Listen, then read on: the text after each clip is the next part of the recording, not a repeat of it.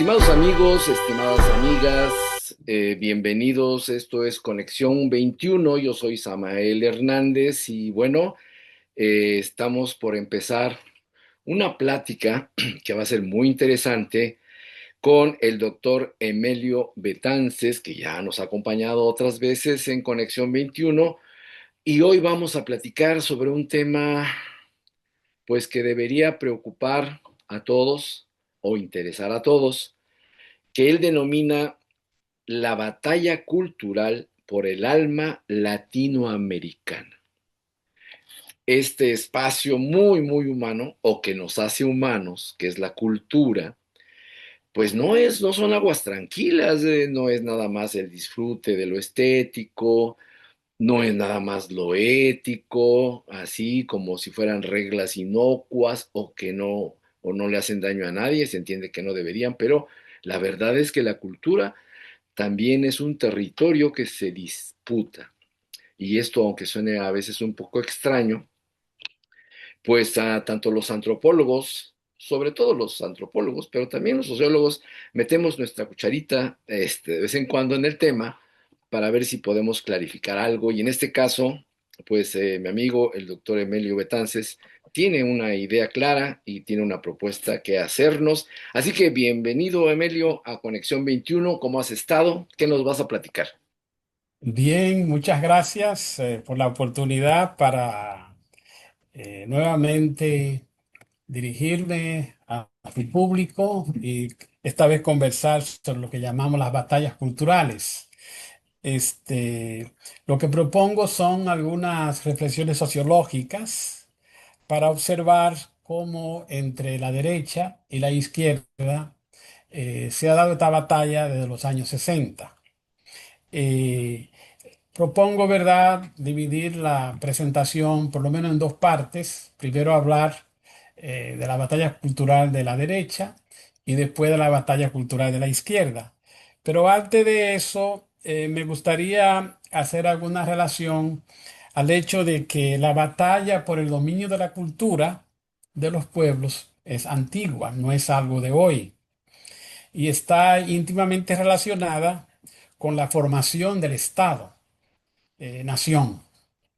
La disputa, ¿verdad?, por la cultura de las naciones de la región se puede retraer a la época colonial, cuando se empezó a engendrar lo que hoy podríamos decir son las naciones latinoamericanas.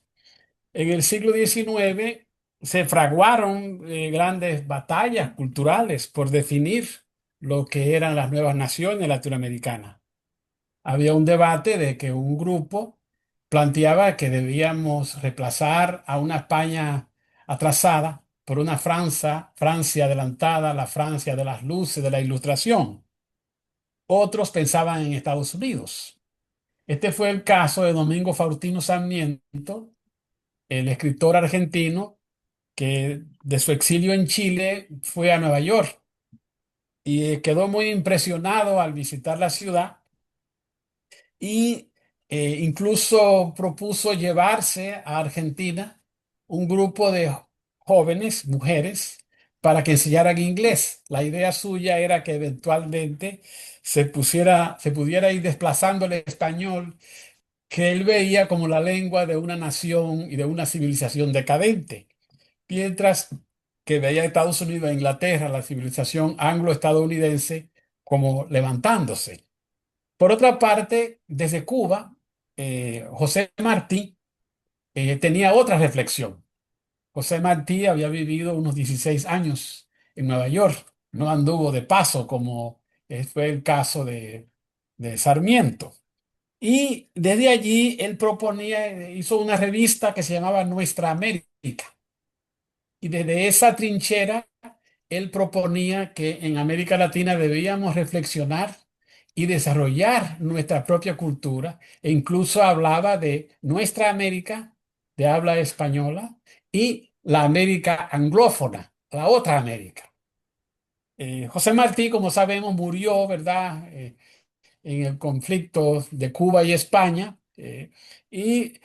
pero sus ideas fueron retomadas, por ejemplo, por varios otros escritores latinoamericanos, entre ellos el dominicano Pedro Enrique Sureña, que en 1906 publicó un libro muy importante que se llama Seis ensayos en busca de nuestra expresión.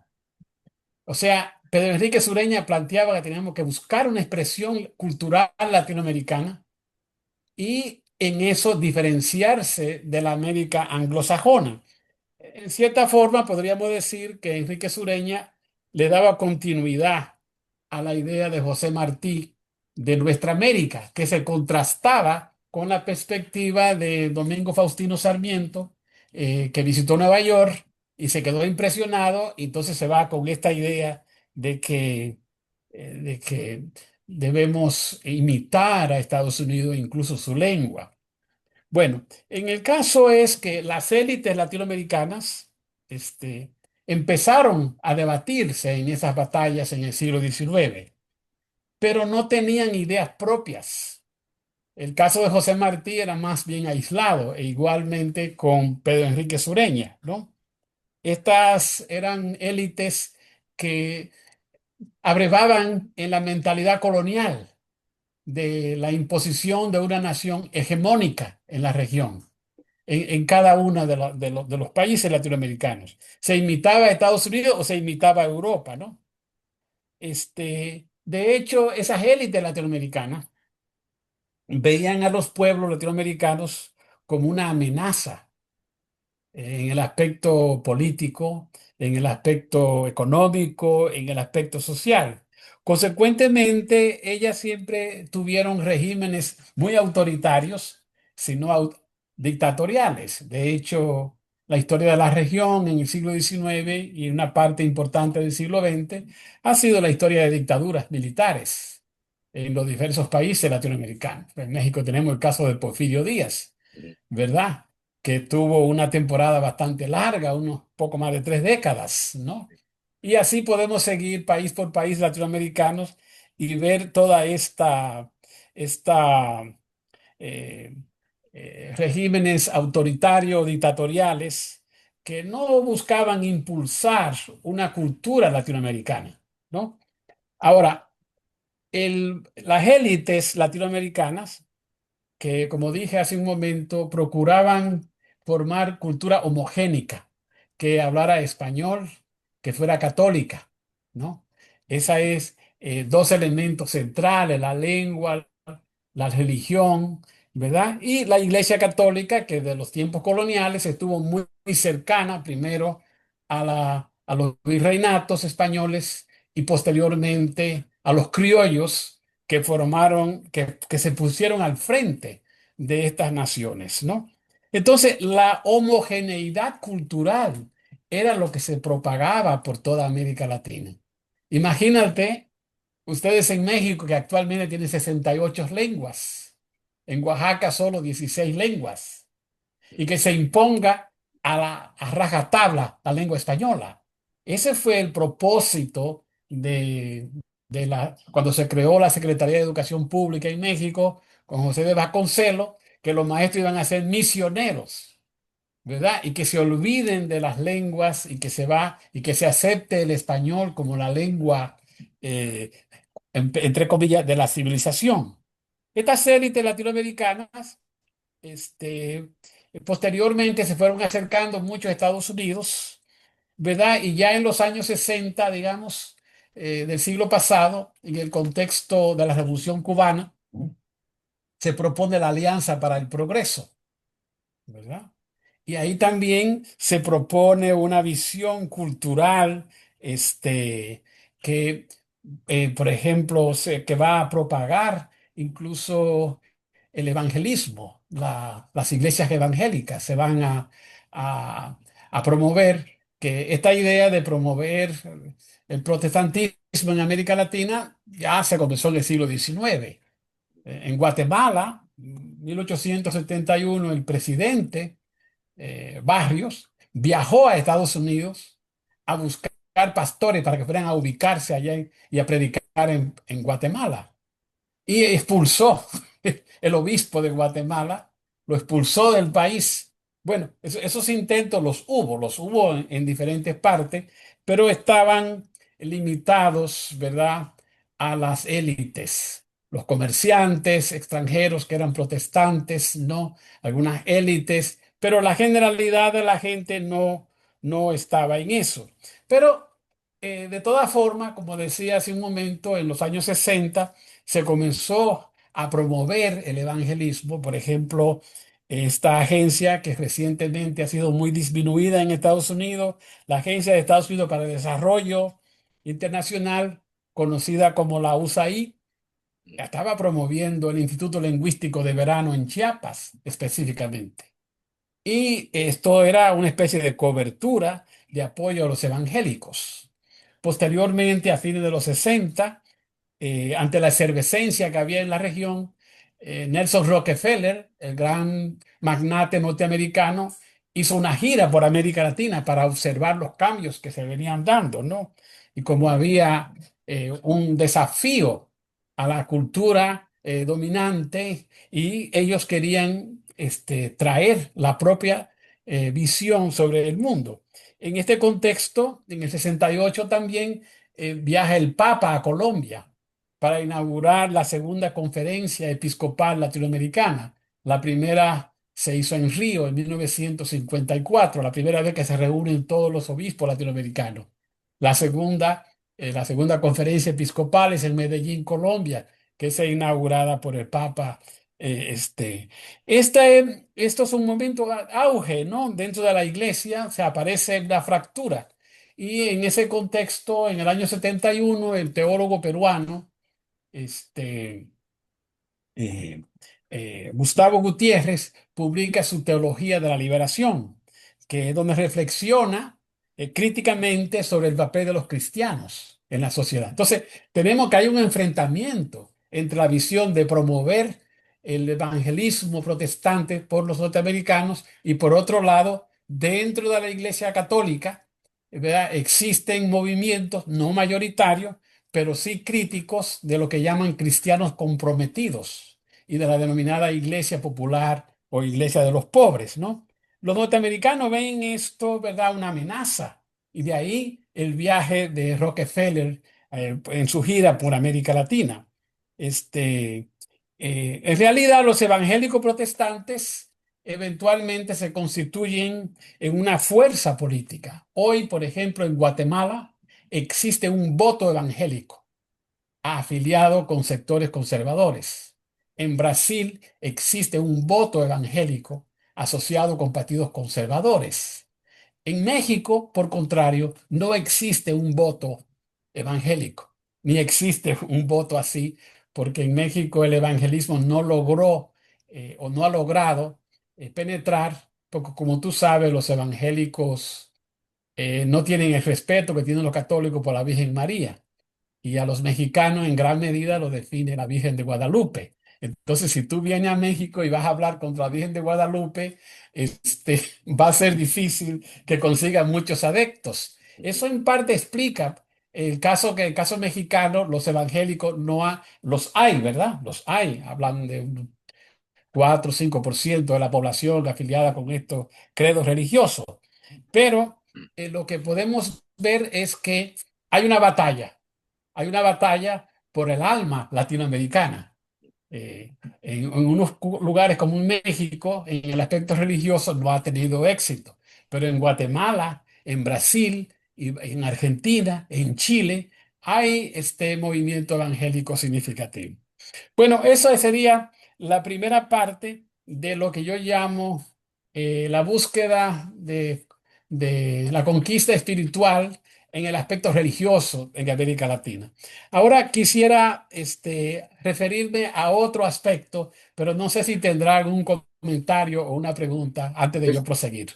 recordarles, Emelio, a nuestros amigos y amigas que nos ven en Conexión 21, pues que estoy platicando contigo. El doctor Emelio Betances es profesor investigador de la Gettysburg College allá en Estados Unidos y es sociólogo de profesión y, como dije, profesor investigador que actualmente está trabajando, según tengo entendido, pues a movimientos sociales vinculados con la docencia, con la enseñanza en ese territorio de la educación, donde también hay movimientos sindicales importantes. Y tengo entendido que estás estudiando un poco ese tema, vas a seguramente a publicar algo después, pero mientras tanto, otro de sus múltiples intereses, como ya vimos, pues es la cultura. Como dijiste, hablaste de la primera tensión esta que se da entre estos agentes culturales que tiene que ver con la religión. Hay un aspecto que seguramente tocarás, o no lo sé, que tiene que ver, por ejemplo, con esta otra tensión que hubo igual durante todo el periodo de la guerra por la independencia y después como que se estabilizó. Y me refiero, por ejemplo, a esto que no es religioso, pero que tiene también un poder de agencia importante como la masonería. La masonería escocesa era predominante durante la época colonial y cuando empieza el movimiento, como tú sabes, de independencia en México, pues la masonería escocesa o la masonería azul, como también se le conoce, pues no se puso del lado de los independentistas y eso muchos lo vieron mal a tal grado que cuando ya en la época de Juárez, una vez que se declara la independencia y Juárez empieza a hacer su gestión en circunstancias muy difíciles, no dejaba de ver como enemigo no nada más a la Iglesia Católica, ¿no? Sino también al grupo de masones escoceses, pero en cambio, Juárez veía muy bien, por ejemplo, a la masonería yorquina. Y eso es interesante porque la masonería yorquina es fundamentalmente norteamericana, es decir, es de habla inglesa, ¿no? La escocesa es efectivamente también más europea, tiene presencia incluso ahora en los Estados Unidos. No hace mucho que estuve ahí en Washington, pues está el obelisco, están los símbolos masónicos por todo Washington, Washington DC, y también, pero pocos saben, por ejemplo, que el presidente Obama era yorquino o es yorquino y que esta masonería norteamericana tiene estos dos juegos, porque ahí la masonería entró de otra manera, entonces mantienen cierto equilibrio entre la masonería yorquina y la escocesa, y en México fue al revés, aquí en el poder predominó primero la yorquina, que después poco a poco fue haciendo alianzas con la escocesa y ejercieron el poder durante mucho tiempo hasta, yo creo que ya muy débilmente, la llegada del PAN ya en pleno siglo XX, ya en pleno siglo XX cuando llega el PAN al poder, ya la masonería ni escocesa ni yorquina tenía fuerza en México y esa es una batalla, por ejemplo, que la masonería perdió. Aquí ya hay agencias perdedoras en el caso de esta disputa también por el alma de los latinoamericanos y particularmente en México. Pero bueno, yo, si quieres, voy tocando algunos puntos que me parecen a mí de interés porque de pronto aparecen algunos masones importantes diciendo cosas por ahí, pero la verdad es que están muy débiles. Así que te agradezco otra vez que nos acompañes, Emelio, y nos harías el favor de continuar tu exposición. Bueno, no, me parece muy interesante tu comentario sobre las logias. Ujú. No sé si te habré comentado que yo escribí un libro sobre la Iglesia Católica y la política del poder en América Latina. Este libro fue publicado en 2009 en Estados Unidos en inglés y luego en República Dominicana en español ya lleva dos ediciones. Y por ese libro gané el premio de ensayo científico en la República Dominicana. O sea, el tema de la religión a mí me parece que es fundamental para tratar este tema que aquí hablamos de la conquista o la disputa por el alma latinoamericana. Hay otro tema que me parece a mí muy importante. Ya este tema es, diríamos, más laico. Se trata del neoliberalismo como otra forma de una batalla cultural, yo diría, porque a principios de los 80, de los 70 y particularmente los 80, se habló siempre del neoliberalismo y hoy día se sigue hablando de este como una ideología que inspira un tipo de política económica. Y el énfasis se pone en la reducción del Estado, en la libertad de mercados. Esto fue el auge del neoliberalismo en América Latina y esta vez esa concepción sí prendió en México, particularmente en las élites y sectores de clase media, pero se ha intentado, ¿verdad?, de promoverlo a nivel nacional. Diríamos que el neoliberalismo tiene un proyecto cultural. En cierto momento, la primer ministra de Inglaterra, Margaret Thatcher, hablaba de que no hay sociedad, que lo que hay es individuos, ¿no? Y, y que no había por dónde buscarle, que lo que había era que se desarrollara un vocabulario feo que no me gusta usar, el emprendedurismo. O sea, que los emprendedores era lo que había que darles riendas sueltas y que ellos eventualmente irían a generar riqueza. Ella lo enfatizó por la parte económica. Yo quiero enfatizarlo por la parte cultural de cambiar la mentalidad. En los países latinoamericanos de los años 60 existía mucho el concepto de colectivismo, de solidaridad, de pensar en los demás. Eso era muy arraigado en la costumbre latinoamericana que venía del catolicismo. El catolicismo predica esta preocupación por el prójimo, ¿no? Y una gran parte del humanismo latinoamericano tiene una inspiración religiosa, católica, ¿no? Entonces, en parte, ¿verdad? Esa cuestión del colectivismo que había en América Latina es desafiado por el emprendedurismo, por la mentalidad neoliberal que se va a crear. Entonces, ahí yo diría que está una gran parte de la batalla neoliberal. Por ejemplo, tenemos que esa batalla neoliberal va a ser promovida fundamentalmente por Estados Unidos y los países de Europa, ¿no? Promoviendo el neoliberalismo, pero también invitando a mexicanos, venezolanos, argentinos a Estados Unidos a tomar cursos, a periodistas, a abogados, a politólogos, a economistas. Llegan y tienen una estancia aquí de 1 o 2 años. Se le da becas, se le enseña a hablar en inglés, se le enseña el modo de vida americano. Entonces van a América Latina a promover esto. Allá se le ayuda a crear fundaciones, fundaciones culturales o fundaciones económicas. Por ejemplo, conocemos en Argentina la Fundación Mediterránea. Conocemos en Brasil la Fundación Getulio Vargas.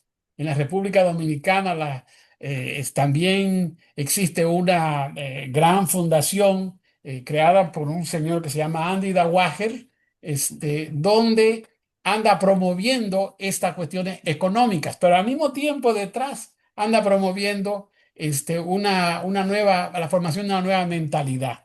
Entonces, estos apoyos que da Estados Unidos fundamentalmente a universidades privadas en América Latina, porque las públicas se ven como comunistas de izquierda. La misma idea tenían sobre las universidades norteamericanas. La veían y la siguen viendo hoy día como frentes liberales e incluso extremistas. Se atreven a decir que son comunistas las universidades americanas, lo cual no son, ¿verdad?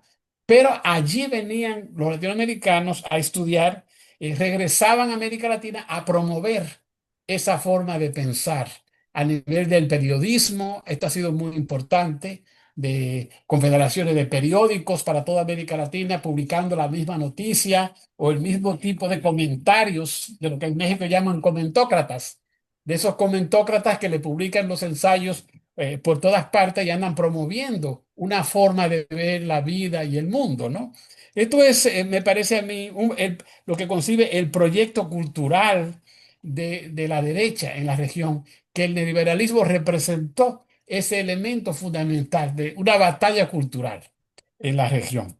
Ahora, ante eso, en América Latina se venía desarrollando también una batalla cultural por el alma latinoamericana. Y yo diría que la Revolución Cubana fue la mayor expresión de esa búsqueda de expresar la América Latina.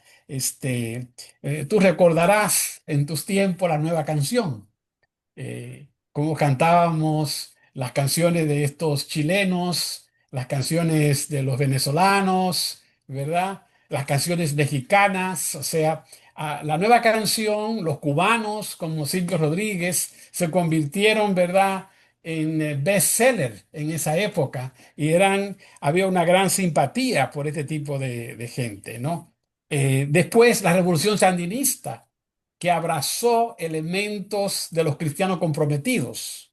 Recordarás que hubo dos sacerdotes que formaron parte del gobierno en Nicaragua, por lo menos el padre Cardenal, ¿no? Ernesto Cardenal, el poeta, fue ministro de Cultura, el hermano Fernando Cardenal fue ministro de Educación, o sea, estas eran personas comprometidas con lo que llamamos la teología de la liberación. O sea, ahí había un elemento importante. Hay otra cosa importante que se da a principios de los 90 y es México el centro de esto. Los zapatistas pues, surgen como una inspiración de proporcionar una visión diferente de la política.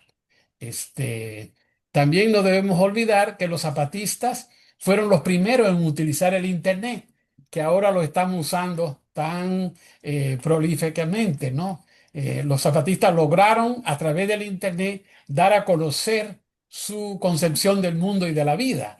E incluso rechazaban al Estado y bueno, posteriormente han hecho muchos proyectos, ya van 30 años de los zapatistas donde han propuesto nuevas formas de ver el mundo, incluso han formado su escuelita zapatista, que rechaza el tipo de educación que ofrece la SEP y se separan de ese tipo de educación, preparan a sus propios maestros, ellos allí proporcionan lo que podríamos llamar una educación alternativa, que posteriormente tuvo su influencia allá en Oaxaca, por ejemplo, una corriente dentro del magisterio oaxaqueño recibió esa influencia, eso es muy significativo, pero no solamente en México, los zapatistas fueron influyentes a nivel de América Latina, proporcionando una nueva visión de cómo hacer la política, ¿no? Antiestatista, de no subordinarse al Estado, no integrarse al Estado, ¿no?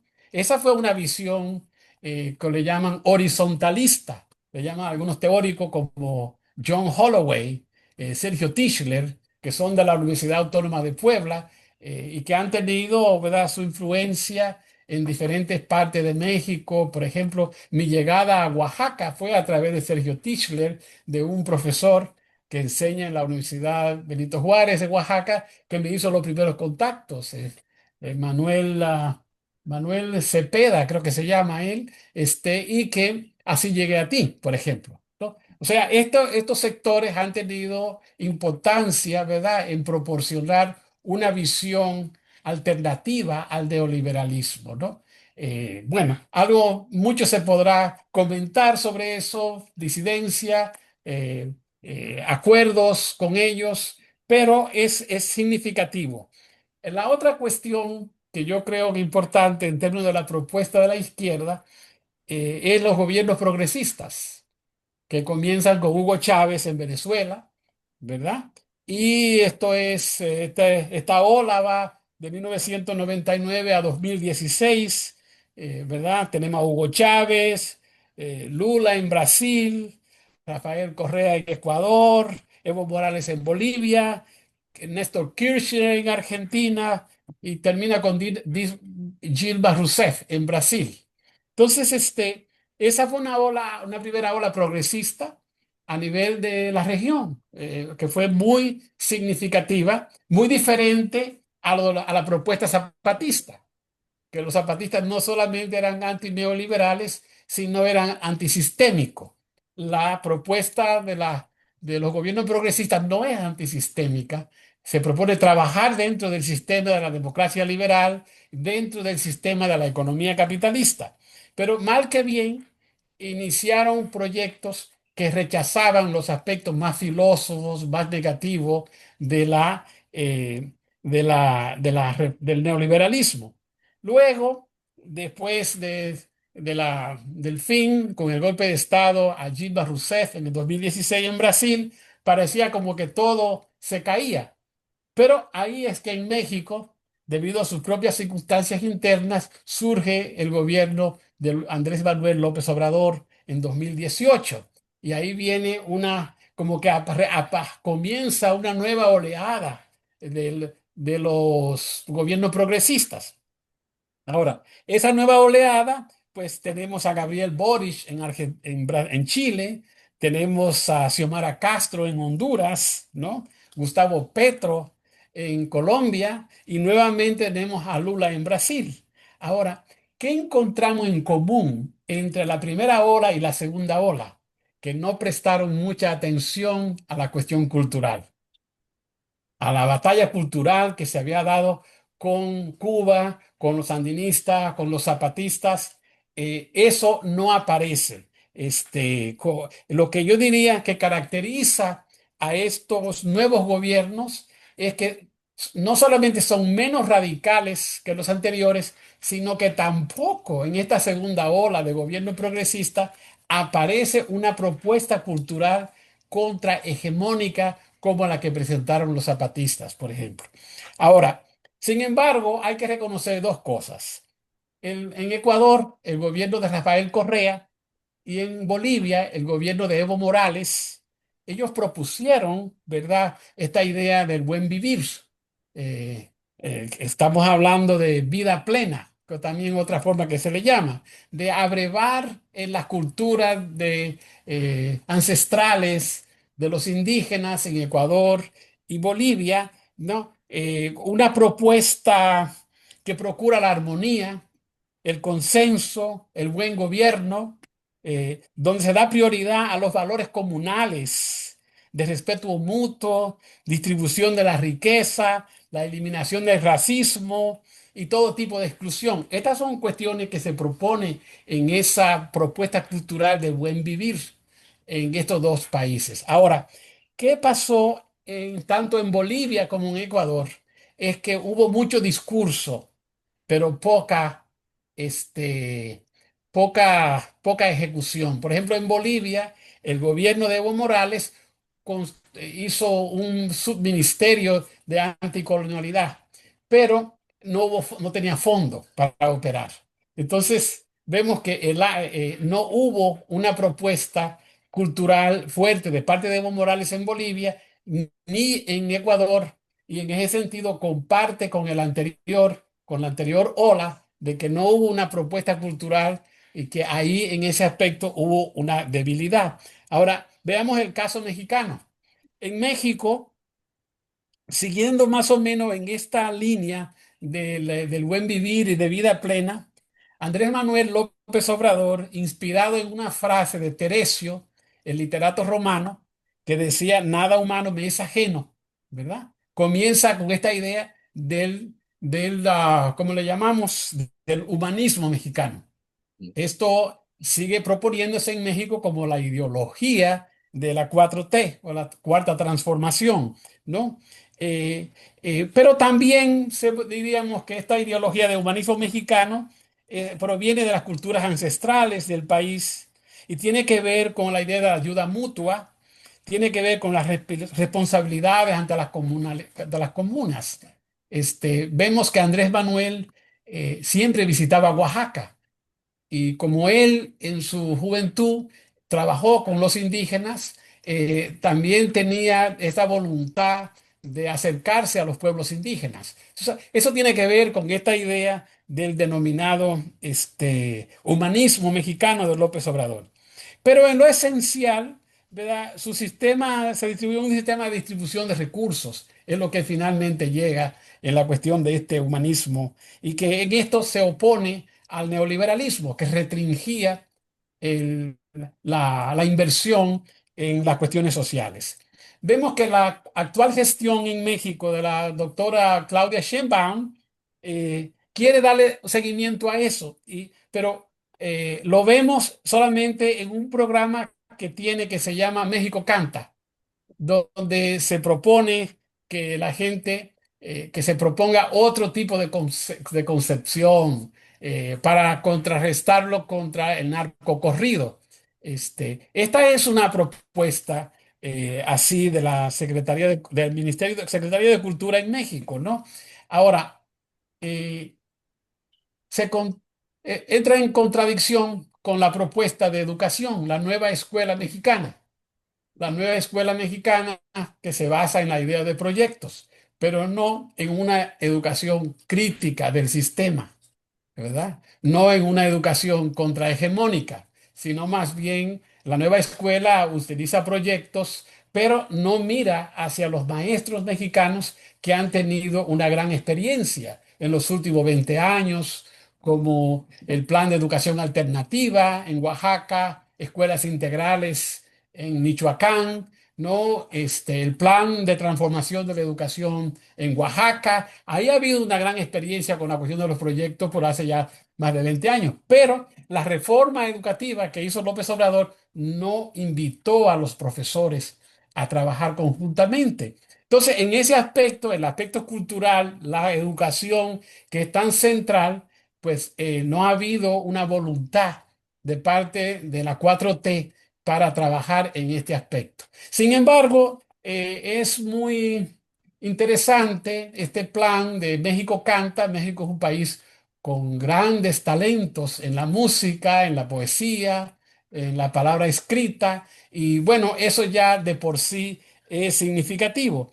Entonces, esa es una forma de acercarse, ¿verdad?, a estas batallas, digamos, el alma latinoamericana.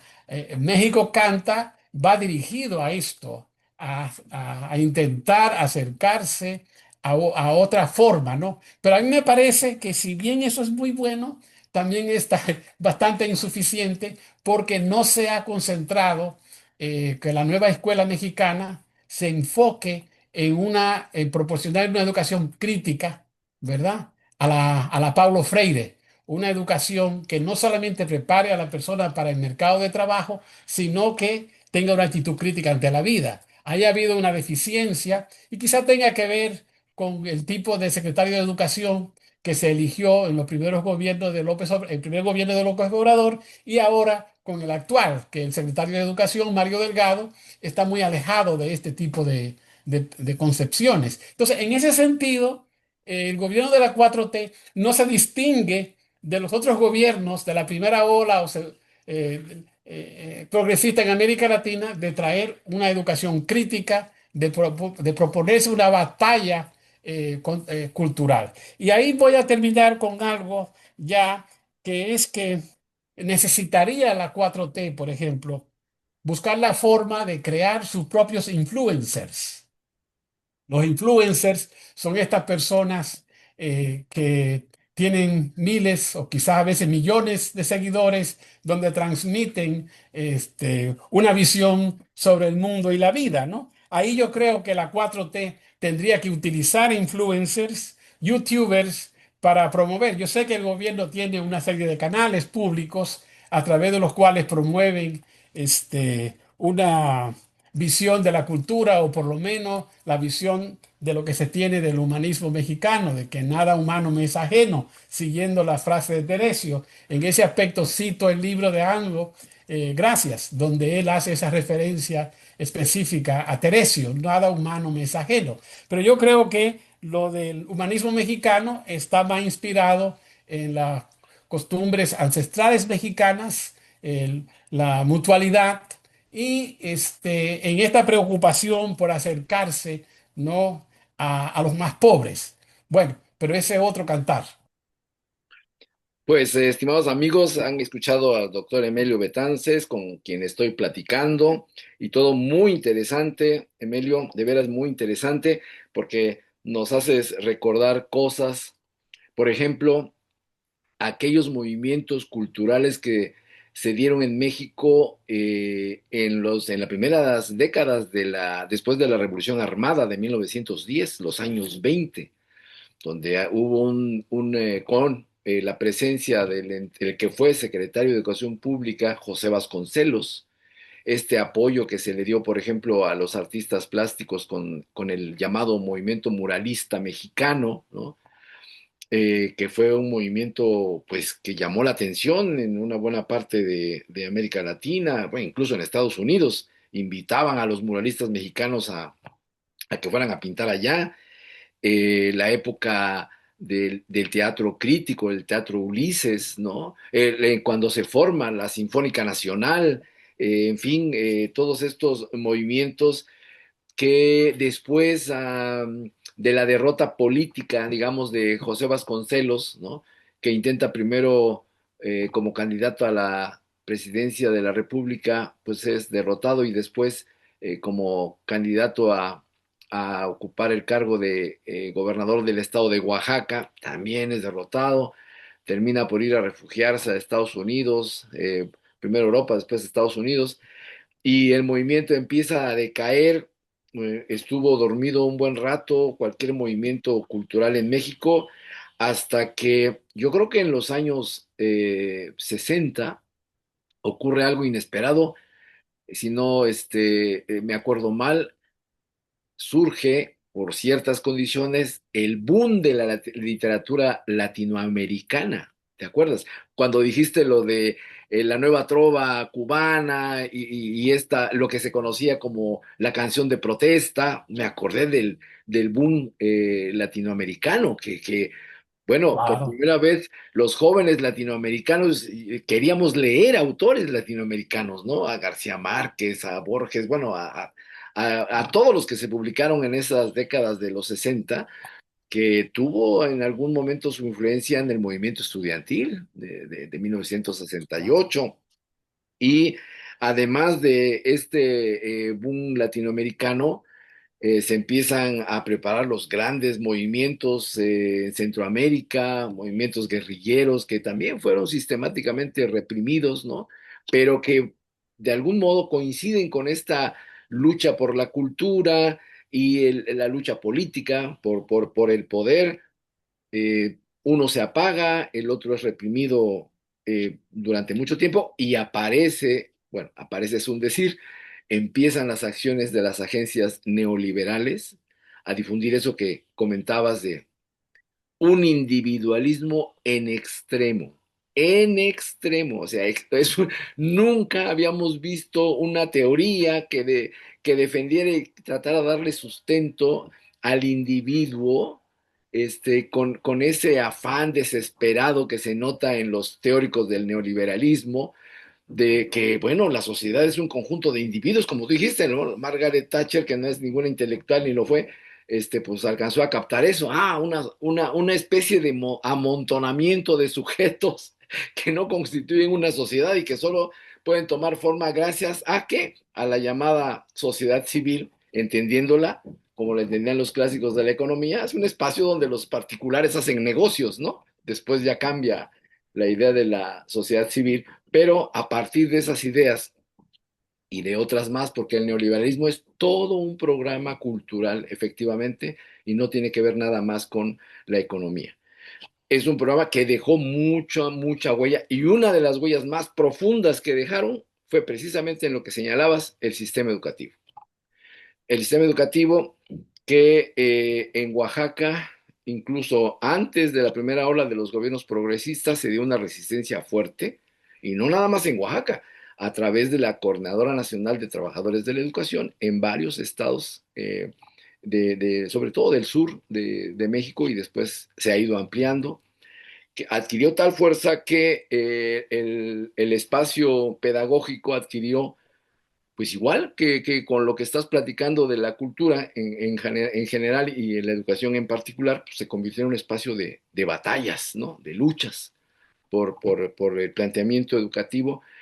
Y efectivamente, por ejemplo, en el caso de la sección 22, hay propuestas que se han tratado de instrumentar en la propuesta zapatista, que es interesante porque tiene como dos niveles: el nivel de lo escolar, ¿no? Ellos tienen sus escuelas, pues, pero también en el nivel del propio movimiento zapatista, que se convierte en un sujeto pedagógico, como otros movimientos que asumieron esa tarea de hacer del propio movimiento una escuela, ¿no? Y no solamente limitarse a la escuela que conocemos, al sector escolarizado de la educación.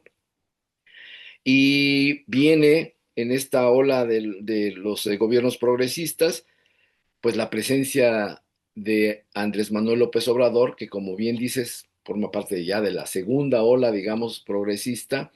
Y en la primera hubo intentos, sobre todo, me acuerdo mucho de los planteamientos que se hacían en Bolivia, ¿no? En donde había una visión muy clara y crítica de descolonización cultural, ¿no? Sí, yo creo que hicieron muy buenos intentos ahí. Bueno, ya ves cómo está ahora la situación en Bolivia, ¿no? No sé si se ha retrocedido o se mantiene, pero como que el movimiento que se veía muy fuerte empezó a debilitarse mucho. Y en México llega un hombre como Andrés Manuel López Obrador, que efectivamente no le pone mucho interés a la cuestión cultural. Se dedica más a la cuestión social, la cuestión del bienestar económico, de los pobres, que además era urgentísimo. O sea, no fue un error, yo creo que fue una cosa que era urgente atacar primero para evitar posibles consecuencias más graves de la situación de la población, de la gente pobre, pues, y se deja un poco de lado la cuestión educativa, a pesar de que en el caso de la CENTE, la Coordinadora Nacional de Trabajadores de la Educación, y en especial el caso de la sección 22 del CENTE, la sección 22 es de Oaxaca, él se comprometió a la reforma de la reforma neoliberal y dijo, no va a quedar ni una coma de esa reforma. Bueno, la verdad es que no satisfizo. La CENTE luego señaló que era insuficiente esa reforma en el campo educativo. Oaxaca mantenía ciertas esperanzas y ahora creo que ha ido perdiéndolas, aunque bueno, ya veremos después eso. El movimiento no lo veo muy pujante ahora, tiene sus contradicciones internas, pero lo cierto es que el intento que hubo dentro de la cuarta transformación de Andrés Manuel López Obrador de tener un frente en la cultura, yo creo que además de los pueblos indígenas y de todos estos movimientos que conocemos, sobre todo el movimiento este de descolonizar a los pueblos indígenas, tuvo una presencia a través de la figura de Enrique Dussel, que además tenía con sus discípulos mucha presencia en el Instituto de Capacitación Política de Morena. Claro, Y yo claro. pienso Sí, sí. que Andrés Manuel, además de los pueblos indígenas, yo creo que el discurso de Dussel es muy poderoso, muy sistemático, muy serio, estemos o no de acuerdo con él, no se puede negar que es un trabajo muy serio, muy bien fundamentado, y que lamentablemente, digo yo, es mi opinión, en la cuarta transformación no retomó esos planteamientos, ¿no? Que tienen que ver, pues, bueno, Dussel parte del concepto del trabajo vivo, de la vida, para ir articulando, que no es un concepto nuevo en la filosofía de lo social, pero bueno, él lo pone ahí, construye todo un aparato, un discurso filosófico, y retoma cosas del movimiento zapatista y de muchas partes para ir dándole forma a esto que llama la política de la liberación, donde lo cultural es un frente muy importante. Y yo creo que si estuvo cerca, porque en algún momento estuvo muy cerca del presidente, ya falleció el doctor Dussel, pero estaban sus discípulos allí y ahora ya no están, ya no están. Hubo purga, digo yo, ya cuando llega Ujú. la presidenta Claudia, ya no aparecen en el instituto estos discípulos, podríamos decir, del doctor Dussel, y eso no es una buena señal, ¿no? Y como tú dices, a raíz de que, y fíjate que esto es, hay que decirlo, porque las políticas de Morena, del obradorismo o de Andrés Manuel López Obrador, son respuestas necesarias. Por ejemplo, frente al ataque de los medios de la derecha, los medios masivos de comunicación de la derecha, habría que centralizar el discurso y controlar muy bien eso. Eso es lo que es la Claro. mañanera, ¿no? El centro de donde se dice la versión, pues, que es la versión del gobierno y no se permite que avance mucho la derecha y con todo, como tú bien sabes, en las redes sociales la derecha se desborda, ¿no? Pero lo bueno es que lo hacen diciendo mentiras, ¿no? Muchas mentiras que la gente luego se da cuenta que, pues, no es verdad, pero no, le ponen a los que no saben, sobre todo a los jóvenes que no se informan mucho, le ponen a la gente, pues, le estalla la cabeza porque es tan abrumador el bombardeo de que México está mal que algunos terminan creyéndoselo, o sea, de que ya, estamos al borde del colapso, que es un narcogobierno y no sé qué, y en Estados Unidos, ¿qué? Nadie dice nada de lo que sucede allá, pero bueno, ese es el efecto. Y yo creo que la respuesta, que está centralizada en las mañaneras del pueblo, pues es que no había de otra. Ahora lo que planteas, por ejemplo, de que ellos tengan sus influencers, pues me parece muy bueno, pero es que eso provocó que varios periodistas independientes fueran, pues yo diría que hasta mal vistos desde la presidencia de la República, varios, que a pesar de todo, como por ejemplo Rompeviento, se mantienen en el frente de comunicación, pero otros, pues al no recibir apoyos, pues colapsaron, ya no están. Entonces, bueno, yo creo que sí hubo la materia, veo más difícil ahora tratar de recomponerla porque esta gente venía de los periódicos, traía todo un currículum, una experiencia en el periodismo que se está desaprovechando o a lo mejor ya se desaprovechó, no lo sé. Pero eso que tú dices es cierto, o sea, tendríamos que abrir estos frentes, ¿no? El pueblo de México y sobre todo irle dando no solo un contenido político, sino también, como tú bien dices, cultural. Allí estamos en ayunas, por ejemplo, el esfuerzo que hace la UNAM, ¿no? Cultura UNAM, que es una cosa maravillosa, donde los jóvenes o cualquier persona puede escuchar poesía, leer libros, ver películas muy buenas, escuchar conciertos. Pues está muy bien, pero no todo el mundo tiene esas posibilidades de verlo desde su computadora. Yo creo que la cultura tiene que manifestarse en las calles, en las comunidades, ¿no? Y ese frente cultural podría ser estimulado a través de los influencers, como tú dices, pero también tiene que tener una presencia física en las calles. Fíjate que nosotros, cuando yo todavía estaba en activo, bueno, también ahora estoy en activo, no vayan a pensar otra cosa, pero estaba más cerca, pues, del quehacer práctico, organizamos varias cosas que ya a mí me sorprendió la respuesta de la gente. Dábamos conciertos con un quinteto de cuerdas, ¿no? En los mercados y diría algún racista por ahí, neoliberal, es que a la gente del pueblo esa música no le gusta ni le entiende. ¿Cómo de que no? Allí dábamos conciertos de Vivaldi, de los barrocos, pues, de la época barroca, o lo mezclábamos con otro tipo de músicas. Desde luego lo hacían los músicos, no lo hacía yo, ¿no? Pero acompañábamos el esfuerzo y era un éxito esto de los conciertos en los mercados y en las plazas públicas, fíjate. Y luego que quisimos impulsar, por ejemplo, teatro igual en las plazas públicas, ¿no? Hicimos dos o tres, pero desafortunadamente en aquel entonces, en la mira del gobierno, y mira que Oaxaca está lleno de cultura, pues no era la prioridad. Espero que ahora que nos vean y nos hagan caso y vean la necesidad de fortalecer este frente cultural. Yo celebro mucho tu intervención, Emelio, y bueno, a veces me entusiasmas tanto que me paso de decir y quisiera ver si tienes algún otro punto que desarrollar sobre el tema. Y mira, quiero decir algo diferente a lo que he venido diciendo, para concluir brevemente. Recientemente, el filósofo mexicano Fernando Buen Abad, una persona que vive en Buenos Aires, Argentina, pero que tiene una presencia a través de la jornada y de entrevistas que dan a Julio Astillero, uno de los YouTubers, ¿no?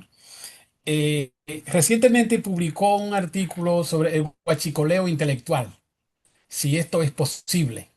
A mí me parece que ahí hay un gran llamado de atención a todas las personas que tengan un pensamiento crítico de cómo el huachicoleo lo estaría haciendo la inteligencia artificial, porque la inteligencia artificial agarra de todas partes, colecciona y más o menos lo junta ahí, ¿no? Y ya, pero esto está ejerciendo una influencia importante en la gente desde el punto de vista de la semiótica, cambiarle el sentido, cambiarle la forma de pensar casi sin darse cuenta. Y creo que ese artículo que está publicado en la jornada fue publicado la semana pasada.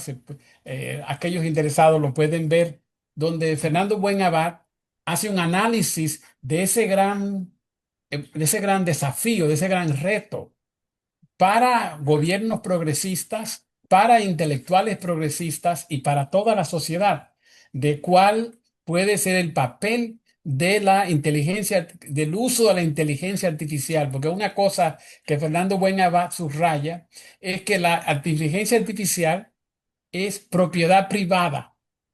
¿Sí? Es una tecnología que pertenece a unas cuantas compañías y la utilizan para persuadir a la gente, para modificar su conducta, ¿ves? Y ahí creo yo que hay un frente muy importante del cual tenemos que poner atención. Creo que Fernando Buenabad llamó mucho la atención. Esa es una gran batalla de cómo enfrentar la cuestión de la inteligencia artificial en las escuelas de toda América Latina. Hay que poner mucha atención a esto, de ver críticamente la cuestión de la inteligencia artificial. Secretaría de Educación Pública en México debería estar analizando estas palabras de Fernando Buenabad, que es conocido en México. Yo no sé si Mario Delgado lo conozca, pero en los medios universitarios, Fernando Buenabad es una persona muy conocida y que frecuentemente hace propuestas muy interesantes. Él es especialista en semiótica desde ese ángulo sería otro ángulo para lanzar otra gran batalla, ese otro campo que se abre. Sí, Y otro campo, más allá de Fernando Beñabat, pero que creo que él lo ha tratado en otras discusiones, es la cuestión de la guerra cognitiva. Un ejército trata de conquistar un territorio. La guerra cognitiva trata de conquistar el territorio de la mente de la gente.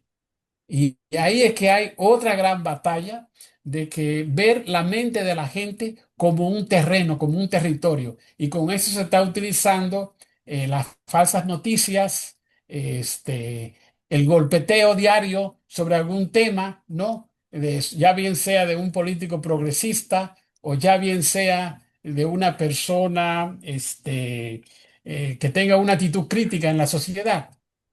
Entonces, creo que ese asunto de la guerra cognitiva y esta cuestión del guachicoleo intelectual, o sea, que es la inteligencia artificial apropiarse de ideas y proporcionarla como propias, que es privatizando el pensamiento que antes era común, lo común, ahora privatizando el conocimiento.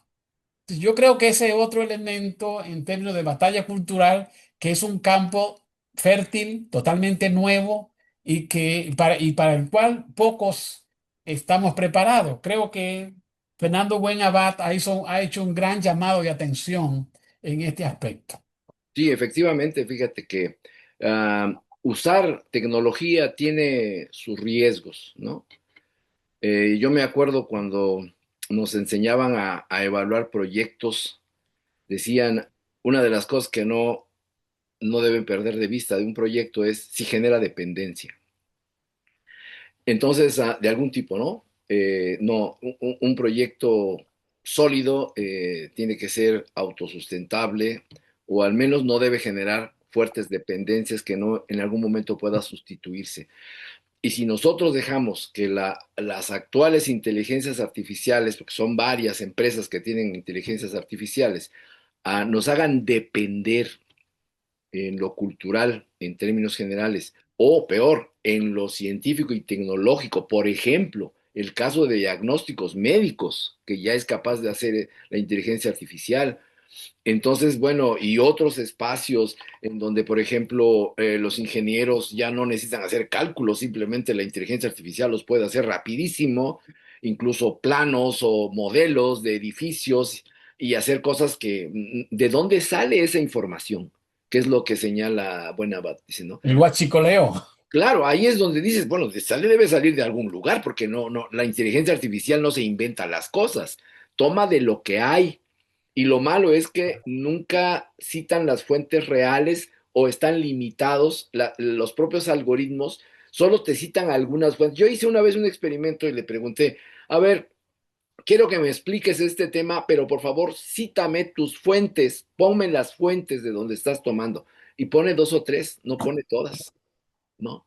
Entonces, y los algoritmos de inteligencia artificial hacen eso, ponen dos o tres fuentes, pero no ponen todas, porque el guachicoleo estaría, dices, bueno, a ver, ¿y por qué no citas a fulano de tal, que es el experto de donde tomaste estas notas y no lo mencionas? En fin, cosas que hacemos normalmente en cualquier trabajo académico, ¿no? Uno cita la fuente porque Claro.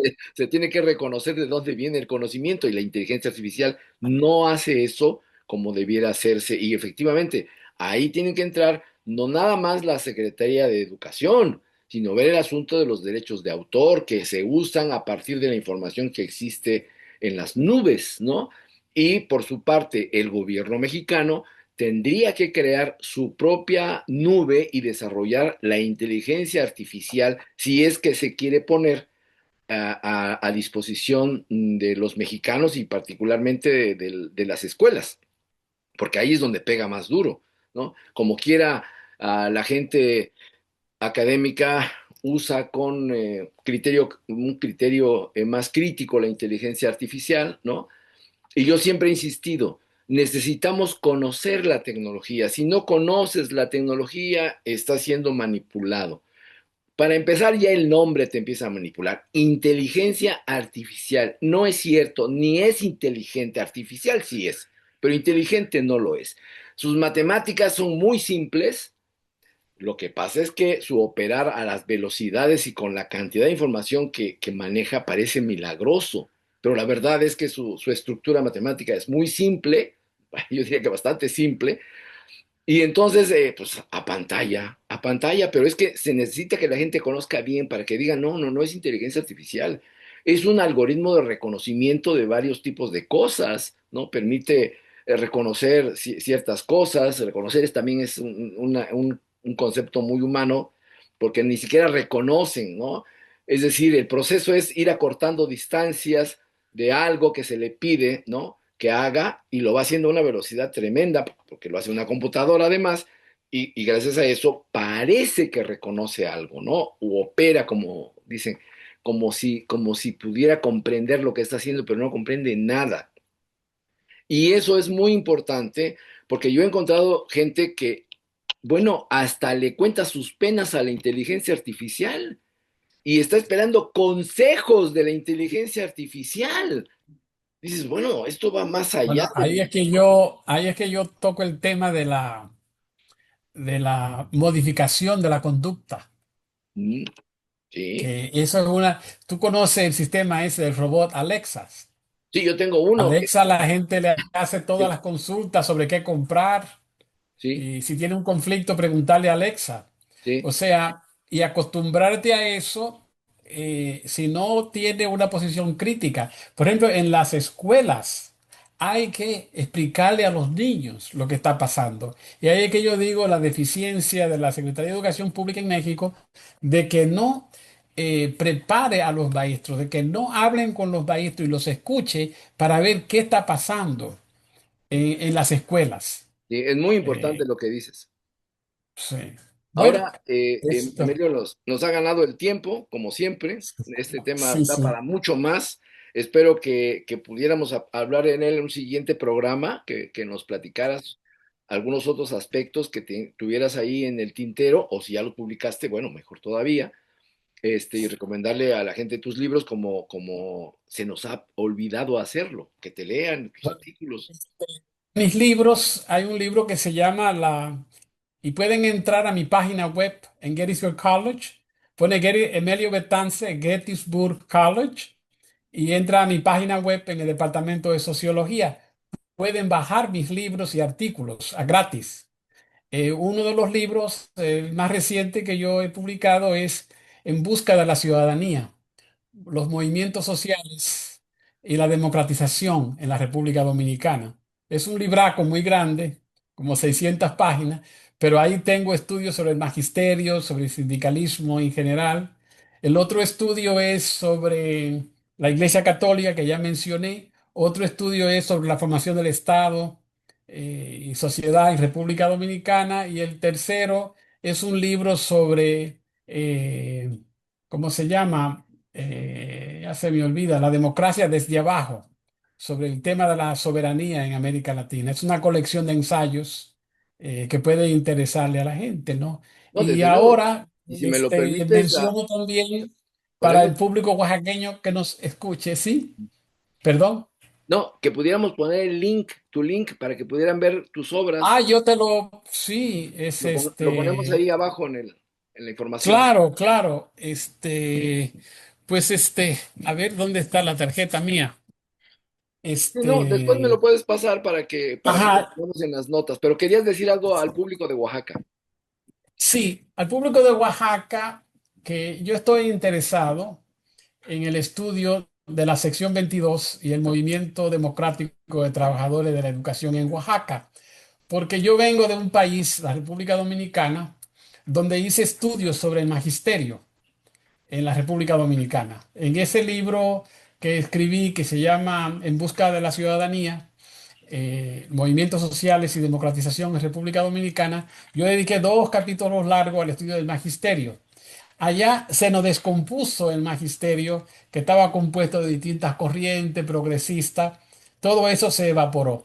Entonces, a mí me interesa el caso de Oaxaca. ¿Por qué esa singularidad en Oaxaca de que ese movimiento sigue sobreviviendo a pesar de la corrupción de líderes en el movimiento oaxaqueño, del secretario generales, ¿verdad? Que todo el mundo conoce allá en Oaxaca, y de distintos líderes? El movimiento sigue y sigue y sigue insistiendo.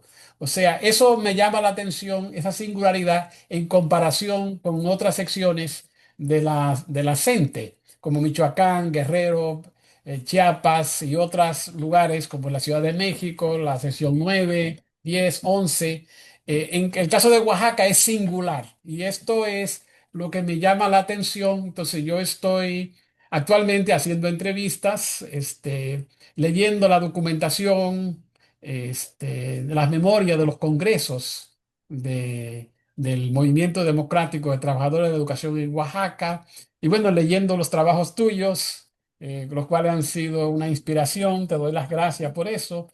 Y nada, yo tengo intención de volver por Oaxaca pronto, y para conocer más esa realidad y entender por qué se da esa singularidad, que a pesar de todos los contratiempos, la sección 22 y el movimiento democrático de trabajadores de la educación en Oaxaca sigue insistiendo y persistiendo, pese a los nubarrones que se presentan, a los relámpagos que se presentan, siguen contra viento y marea, diríamos, por el Caribe, ¿no?